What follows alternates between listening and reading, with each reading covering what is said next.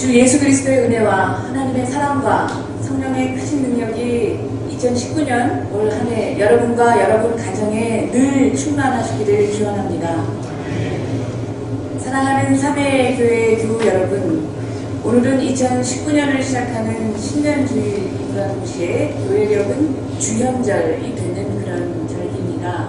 주현절이라고 하는 것은 히라버의 에피파니에서 나온 말인데 나타난다라는 그런 뜻입니다. 주님께서 나타나셨다. 예수 그리스도의 공적인 출현을 기념하는 그런 절기입니다. 이 에피파니라고 하는 것은 하나님께서 예수님 안에서 자신을 온 세상에 계시하시고 하나님의 영광이 예수님을 통해서 나타나셨다라고 하는 그런 의미를 지니고 있습니다. 주현절은 온 세계의 모든 사람들에게 감추어졌던 하나님의 모습이 이 세상 안으로 빛으로 그렇게 드러나게 되셨고, 그것은 다름이 아니라 인간의 모습을 한 예수의 모습으로 공적으로 나타나셨다라고 하는 것을 축하하는 그런 의미를 지니고 있습니다. 서방교회의 그런 전통보다 동방정교회에서는 이날을 더 비중 있게 성탄절에 못지않게 그렇게 기념하면서 축하하는 그런 절기이기도 합니다.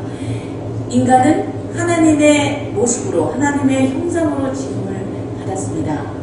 그리고 하나님은 이 인간의 모습으로 우리에게 그 모습을 드러내 주셨습니다. 인간이신 나사렛 예수님 안에 하나님이 가장 분명하고 구체적으로 그 모습을 나타내 주셨던 겁니다. 이 주현절 아침에 복음서의 본문에는 주연 같은 조연들의 그런 이야기가 나옵니다.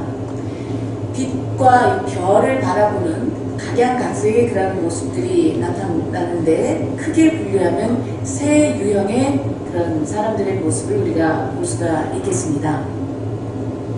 첫 번째는 동방박사들이고, 둘째로는 헤롯 대왕이며, 세 번째는 대제사장과 율법학자들입니다. 첫째 부류가 가장 이 중에서 유명하죠. 동방박사들은 빛을 따라서 구원자를 찾아 나섰지만, 그러나 잠시 그 빛을, 그 별을 잊어버렸던 그런 유형의 사람들입니다. 우리가 함께 찬송에서 불렀던 이 동방박사에 대한 언급은 복음서 가운데 마태복음서에 잠시 나오고, 그것도 굉장히 짧게 나올 뿐입니다. 그래서 우리는 동방박사가 정확하게 어디에서 왔으며 또 어떠한 사람들이었는지를 알 수는 없습니다.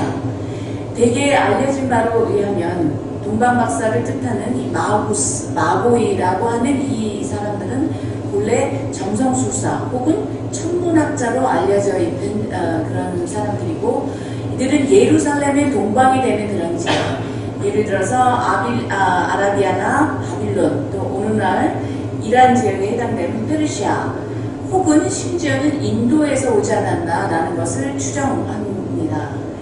후대의 전승에 의하면 이 사람들의 이름이 밝혀지게 됐는데, 카스파, 발타자, 멜키오르라고 하고, 그 카스파르는 젊은 사람으로, 그리고 발타자는 중년으로, 또 멜키오르는 노년의 그런 모습을 띈 그런 현자로 알려져 있습니다.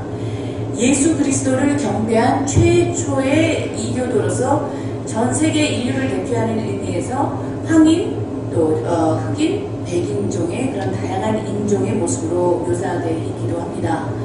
오늘 구약성서의 이사야서의 본문에 그 구원의 빛이 비추일 때 여러 민족이 경배하러 올 것이다 라고 하는 그 말씀이 성취되고 있는 그런 대목이었습니다.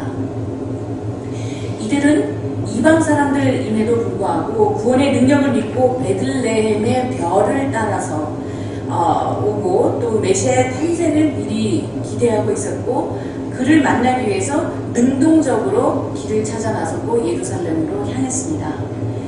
굉장한 인내심을 갖고 먼 길을 별 따라 왔으면서도, 그런데 마지막 부분에서는 별이 아니라 어땠습니까?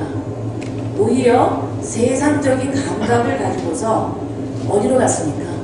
왕궁을 먼저 찾아가서 헤롯 왕을 만납니다. 동방 박사들은 베들레헴에서 다시 떠오른 별을 보고 마침내 아기 예수와 그의 모친 마리아를 찾아냅니다. 그리고 우리에게 잘 알려진 대로 아기에게 경배하고 자신들의 보물을 바칩니다. 동방 박사들이 바친 우리가 찬송에서 함께 부르는 대로 황금, 유향, 모략은 예수님께서 참 하나님이시며 참 인간이시다.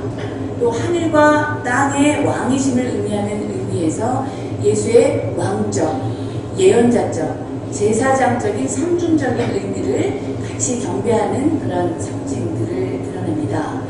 멜키오르는 예수의 왕권을 상징하는 황금을, 발타자르는 예수의 순환과 죽음과 부활을 상징하는 모략을, 그리고 카스파르는 제사장의 그런 의미에서의 유향을 바치는 그런 것으로 알려져 있습니다. 오랫동안 별을 연구했고 마침내 그 별을 발견하고 그 별 따라 왔던 이들도, 그런데 결정적인 시간에는 그 별을 놓쳐버리고 왕궁이 있는 예루살렘으로 무작정합니다. 왜였습니까? 유대인의 왕은 당연히 예루살렘의 왕궁에서 나실 것이라는 세상적인 상식을 따랐던 것입니다. 쉽고 간편한 또 그리고 빠른 그런 방법을 택했던 것이기 때문입니다. 둘째 부류는 정치 권력과 경제적인 욕심 때문에 구원자에 대한 두려움이 몰려있고, 바로 그런 것 때문에 이 두려움은 사람들을 억압하는 모습으로 나타나는 헤롯 대왕과 그 일가들의 모습입니다. 바로 그 대표적인 인물이 되는, 이 모든 것을 가졌지만 끊임없는 두려움에 사로잡혀 있었던 사람들이 바로 헤롯 왕가의 사람들이었고 헤롯 대왕이었습니다. 그러나 동방 박사가 찾아갔던 왕 헤롯은 유대인의 왕이 나신다라고 하는 소리를 당연히 자신을 몰아낼 그런 왕적 존재가, 정치적인 왕이 난 것으로 받아들여서 매우 당황했다라고 했습니다. 대제사장과 율법학자들을 총동원해서 예수 그리스도가 베들레헴에서 나기로 예언된 것을 듣게 됩니다. 왕은 헛된 공약을 일삼는 그런 정치 권력자들과 마찬가지로 자신도 예수께 경배하러 가겠다라고 하는 그런 거짓말을 자연스럽게 하면서 동방 박사들에게 태어난 아기를 찾으면 나에게도 알려달라라고 그렇게 말합니다. 태어난 아기 예수를 가장 먼저 알아본 사람은 누구였습니까? 헤롯 왕가에 있는 사람들이나 율법학자들이 아니라 기쁘고 환호하며 경배해야 했던 사람들은 양치던 목자들이었습니다. 근데 이 예수의 탄생은 양치던 목자에게는 기쁜 소식이었지만 이 헤롯 왕가에게는 두려움의 소식이었습니다. 왜 두려웠습니까? 잃을 것이 많았고 감추고 조작해야 되는데 빛으로 그 어두움이 드러나게 되면 감당하기 어려워지기 때문입니다. 헤롯 왕은 누구였습니까? 에돔 출신, 이두메라고 하는 그런 표현으로도 사용이 됐는데 이스라엘 남동쪽의 팔레스타인과 그 인접 지역을 통치했던 그런 가문의 사람들이었습니다. 이삭의 장남이면 동시에 또 야곱의 형이었던 에서의 후손들로 알려져 있는 그런 사람들이었죠. 이 사람들은 세일산을 근거로 하는 그런 산악지대에 살고 있었는데 로마 제국의 황제 그 권력에 굉장히 아우했던, 그래서 여기에서 유대인들의 통치권을 받아냈던 그런 사람들이었습니다. 그래서 식민 통치를 하는데 가장 유리한 조건으로 이런 헤롯 왕가가 시작이 됐던 것입니다. 또 한편으로는 유대인들의 지지를 얻고자 유대교로 개종을 했지만 그의 후손들은 이두메의 출신들이다, 이방 사람들이다, 에돔의 후예들이다 라고 하는 그 꼬리표를 때릴 수가 없었습니다. 그는 자신의 그런 정치적인 권력을 유지할 뿐만이 아니라 종교 권력까지도 장악하느라고 대제사장의 임명권을 갖고 있기도 했고, 또 제사장들도 단순히 종교적인 기능만을 하도록 그렇게 조정을 했습니다. 또 다른 한편으로는 왕가에게 또 로마 제국에게 충성하기 위해서 많은 토목공사를 일으켰고 건설공사를 일으켜서 그것을 황제 가이사라라고 그렇게 이름을 붙이기도 해서 로마 황제 권력에게는 잘 보였고, 또 유대인들에게는 나름대로 잘 보이기 위해서 예루살렘의 성전 건축을 시도했던 그런 왕이 됩니다.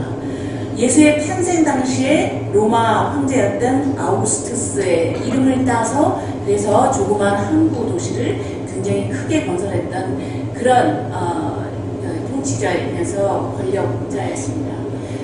그리고 또한 자기 자신이 갖고 있었던 순수한 유대인의 혈통이 아니라고 하는 것을 감추기 위해서, 또 그것을 보완하기 위해서 유대인의 왕가와 결혼을 하고 난 뒤에 끊임없는 그런 정치 권력의 위협 때문에 이들도 다 나를 또 죽이거나 또 위협적인 존재가 되지 않을까 하는 그런 의심, 두려움 때문에 자기의 왕비, 또 그 왕비의 일가도 다 죽였던 그런 잔인한 왕이라는 것입니다. 이런 권력 집착형의 헤롯 왕에게 유대인의 왕 예수님의 탄생 소식을 동방박사로부터 전해 듣게 되자, 베들레헴에 여러분들이 잘 아시다시피 2살 된 어린아이들을 모두 사육하게 하는 그런 잔혹성까지 보이게 됐습니다. 자신의 권력 유지를 위해서는 거짓말을 서슴지 않을 뿐만이 아니라 사람의 피를 가볍게 여기는 그런 광기 어린 정치 지도자의 모습입니다. 이런 사람은 빛이 두렵습니다. 빛이 싫습니다. 이 두 번째 유형은 우리에게는 굳이 해당되지 않을 수도 있겠습니다. 그런데 셋째 부류는 어떤 사람들입니까?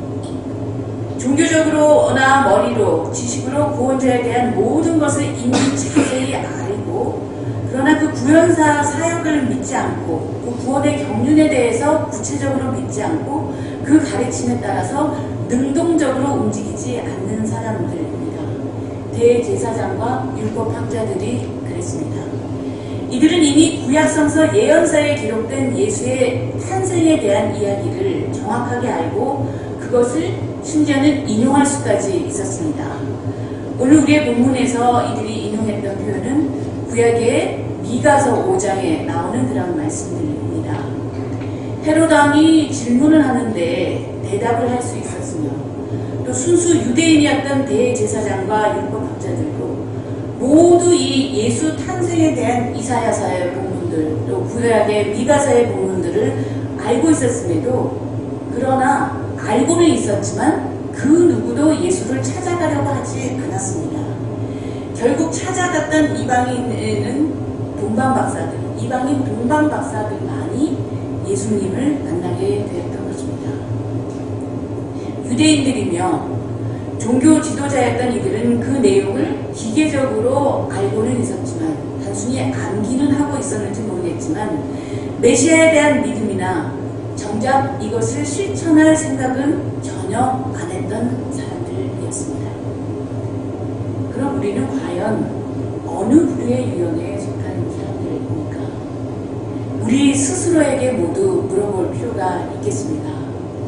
둘째 유형은 우리에게 일상적으로 거리가 좀 멀게 느껴질지는 모르겠지만, 첫째 부류의 유형이나 셋째 부류의 유형은 우리 일상성 안에서도 또 우리가 흔히 갖게 되는 그런 도전들 아니겠습니까?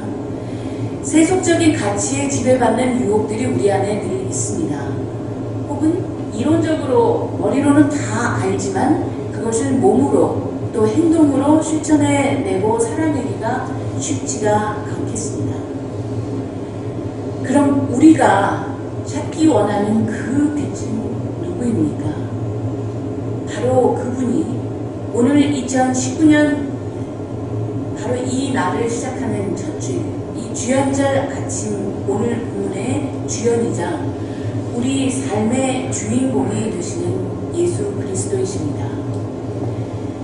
예수의 탄생은 수많은 예술작품에 그려져 있듯이 화려한 그런 황금색이 가득한 그런 장소에서가 아니라 지푸라기와 가축들의 배설물과 울음소리로 가득했던 마국간에서 일어났습니다.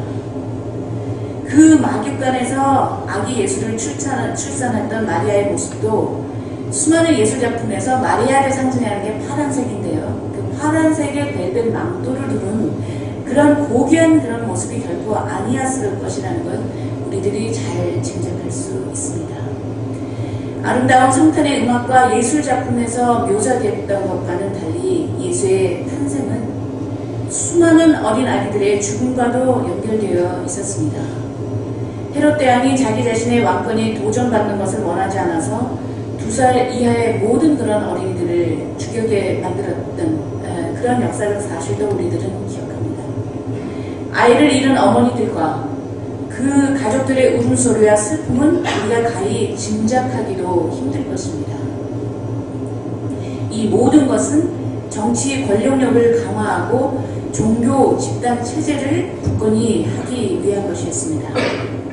바로 이러한 역사 정치적인 상황에서 예수 그리스도의 탄생이 있었던 것입니다. 그리고 바로 그러한 탄생을 또 그 탄생이 공적으로 나타났다는 것을 오늘 우리는 함께 기뻐하고 축하합니다. 사도 바울은 하나님의 계시 사건으로서의 예수 그리스도의 모습에 대해서 전해주고 있습니다. 계시란 무엇입니까?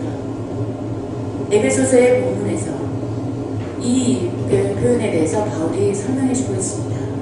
감추어진 것이 드러났다는 것입니다. 다름 아니라 하나님께서 예수 그리스도 안에서 자신을 세상에 드러내셨다는 사실입니다. 다른 모습이 아니라 우리와 같은 인간의 모습으로 말입니다.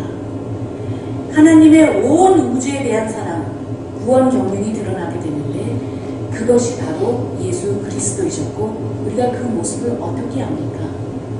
예수 그리스도의 모습이 다름이 아니라 인간의 모습을 했기 때문에 우리는 서로가 서로의 모습을 보면서 그 예수 그리스도의 모습, 하나님의 형상을 짐작하게 됩니다. 서로가 서로를 그만큼 귀하게 여기라는 뜻입니다. 그 비밀이라고 하는 것은 이방 사람들이 복음을 듣고서 그리스도 예수 안에서 함께 상속자가 되고 함께 한 몸이 되고 함께 약속을 받은 지체가 되는 것입니다. 복음의 일꾼이었던 바울은 이 사실을 증거하면서 우리가 이러한 하나님의 비밀을 알 수 있는 것 자체가 성령의 도우심임을 에베소서에서 말해주고 있습니다. 바울이라고 하는 그 말 뜻은 작은 자 가운데서 가장 작은 자라는 그런 뜻입니다. 하나님을 배반했고 한때는 기독교인들을 핍박했던 바로 그러한 사람을 택하시고 은혜를 주셔서 그리스도의 헤아릴 수 없는 부를 이방 사람들에게 전하게 하신 것이 오늘 우리에게까지 이른 것입니다.